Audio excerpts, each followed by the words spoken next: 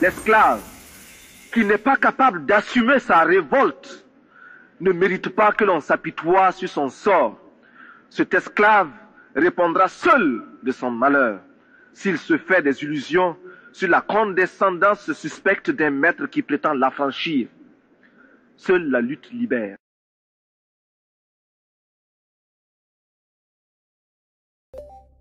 Ce magazine vous est proposé par le groupe NCA Assurance et Banque.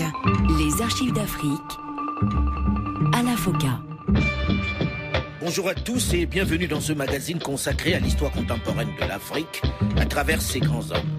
Nul n'a le droit d'effacer une page de l'histoire d'un peuple, car un peuple sans histoire est un monde sans âme. Notre pays produit suffisamment de quoi nous nourrir. Nous pouvons dépasser même notre production. Malheureusement, par manque d'organisation, nous sommes encore obligés de tendre la main pour demander des aides alimentaires. Ces aides alimentaires qui nous bloquent, qui nous inspirent, qui installent dans nos esprits cette habitude, ces réflexes de mendiant, d'assister. Il ne sera resté que 4 ans à la tête de son pays. Et pourtant, près de 3 décennies après, ses compatriotes, mais également la jeunesse africaine dans son écrasante majorité, et même certains leaders d'Amérique latine, le considèrent encore comme l'un des personnages les plus marquants de l'histoire du XXe siècle. L'évocation de son seul nom suscite encore et toujours beaucoup de passion.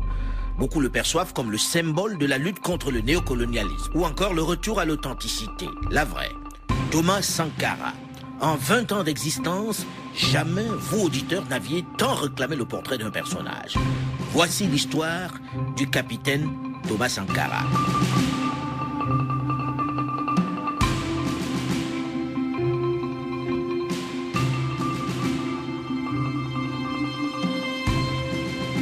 La révolution est victoire. L'échec appartient à la réaction et à la contre-révolution.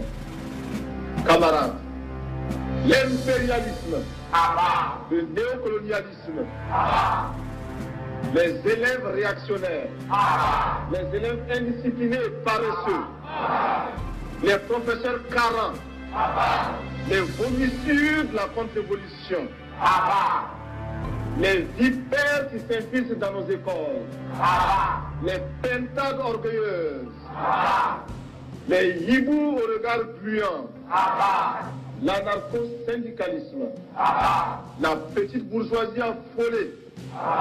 Abba, Abba, Abba. Merci camarades.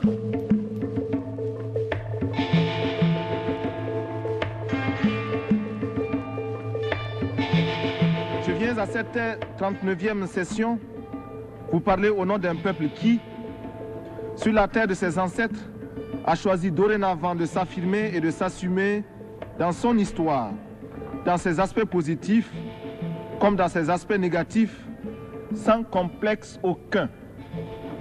Je viens ici enfin, mandaté par le Conseil national de la Révolution du Burkina Faso, pour exprimer les vues de mon peuple concernant les problèmes inscrits à l'ordre du jour et qui constituent la trame tragique des événements qui fissurent douloureusement les fondements du monde en cette fin du XXe siècle. Un monde où l'humanité est transformée en cirque, déchirée par les luttes entre les grands et les semi-grands, battue par les bandes armées, soumise aux violences et aux pillages.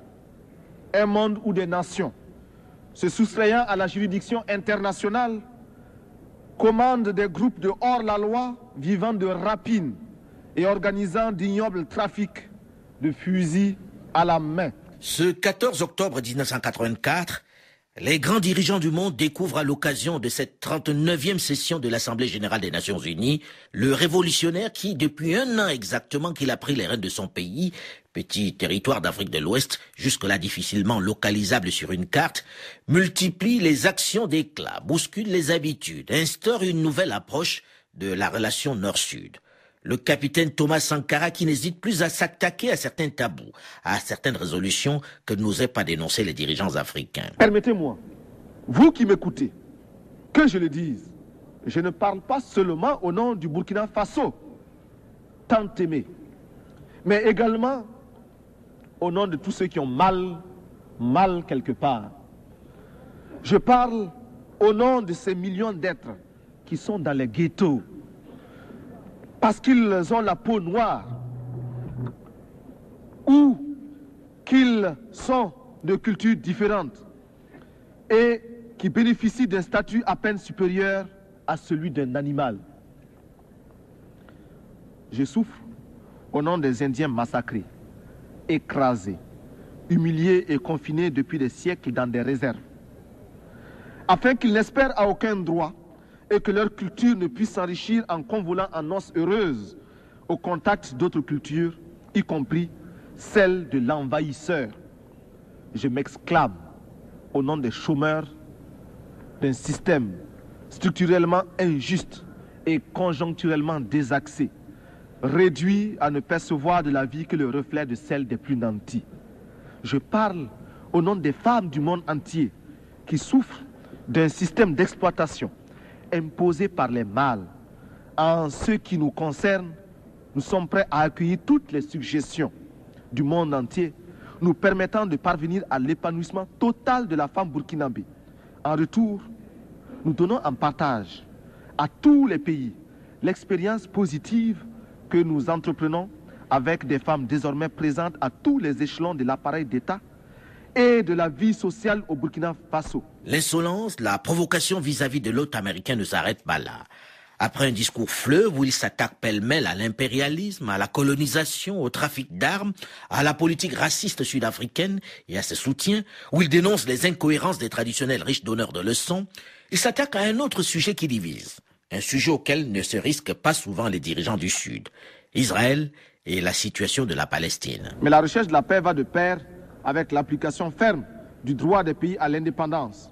Sur ce point, le palmarès le plus impitoyable, le plus pitoyable, le plus lamentable, oui, le plus lamentable, est détenu au Moyen-Orient en termes d'arrogance, d'insolence et d'incroyable entêtement d'un petit pays, Israël, qui, depuis plus de 20 ans, avec l'inqualifiable complicité de son puissant protecteur, les États-Unis d'Amérique, continue à défier la communauté internationale au mépris d'une histoire qui, hier encore, désignait chaque juif à l'horreur des fours crématoires. Israël en arrive à infliger à d'autres ce qui fut son propre calvaire.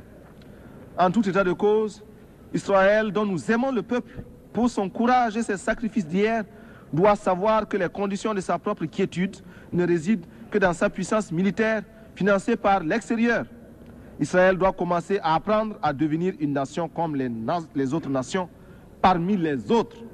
Pour l'heure, nous tenons à affirmer, du haut de cette tribune, notre solidarité militante et agissante à l'endroit des combattants, femmes et hommes de ce peuple merveilleux de la Palestine. Si certains au sein de cette assemblée de la Tour de Verre de Manhattan font la grimace, Thomas Sankara, lui, est heureux. Même s'il sait qu'il s'attaque à plus fort que lui, même s'il sait qu'il n'est, comme on dit dans la forêt équatoriale, qu'une mouche sur la queue d'un éléphant, il a le sentiment ce jour-là d'avoir dit tout haut ce que pensent les 100 voix dont il se veut désormais l'un des porte-paroles. Il a l'intention de dénoncer partout où il le peut l'impérialisme et le néocolonialisme. L'impérialisme, l'impérialisme, le néocolonialisme, le racisme, le fantocisme, gloire, dignité, pouvoir, la patrie ou la mort, la patrie ou la mort. Merci camarades. Déjà que, quelques jours plus tôt, bousculant toutes les règles diplomatiques, il s'est rendu dans le mythique quartier noir de Harlem pour rencontrer les communautés africaines, mais également les populations afro-américaines. Un événement exceptionnel aux États-Unis où jusque-là, les autorités s'étaient employées pour empêcher les leaders africains d'aller à la rencontre de la communauté de Harlem. Ce 3 octobre 1984, à Downtown, la salle Harriet Tubman est pleine à craquer pour écouter le politicien qui, pendant plus d'1 heure, va tenir son public en haleine. Il suggère même dans son discours enflammé, ponctué de « yes »,« right »,« it's true » et même de pleurs, des orientations de vote. Nous devons mener le combat. Le combat qui nous soustraira à la domination des autres hommes et à leur oppression. We have to lead the struggle to free ourselves from oppression and other people. Certains noirs ont peur et ils préfèrent s'inféoder aux blancs. Some blacks are scared and are dogging before the white men. Il faut les dénoncer, il faut les combattre. We have to denounce them and fight them. Nous devons être fiers d'être noirs. You have to be proud to be black.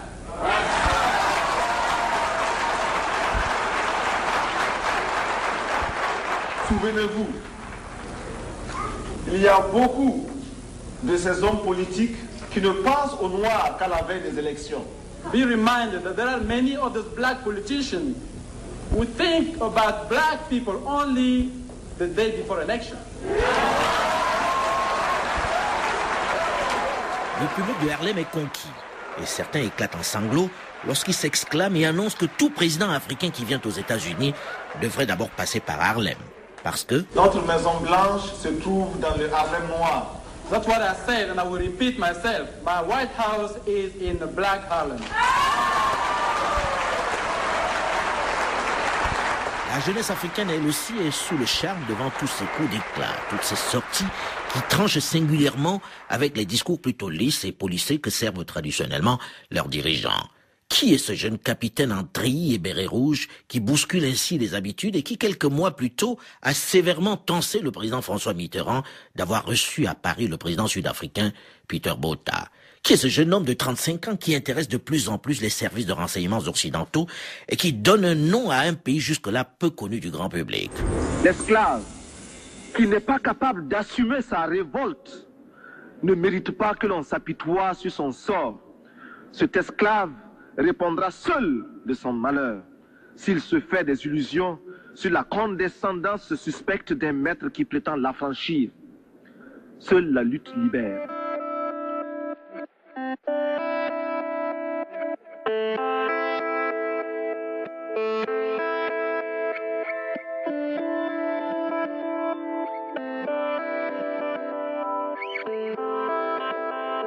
Né le 21 décembre 1949 à Yako, dans le centre-nord de la Haute-Volta, Thomas Sankara est un Silmi Mossi, un métis de père Peul et de mère Mossi, l'ethnie dominante du pays.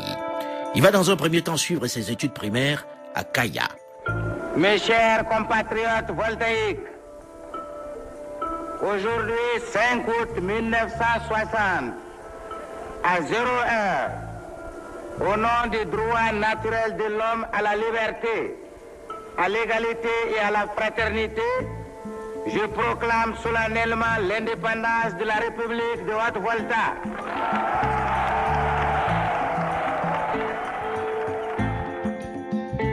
Thomas Sankara est encore à l'école primaire lorsque Maurice Yameogo prononce cette accession de son pays à la souveraineté internationale. Mais il va très rapidement quitter Kaya pour rejoindre Ouagadougou, où il rentre dans l'enseignement secondaire. Ernest Noma Ouedraogo, un proche de la famille.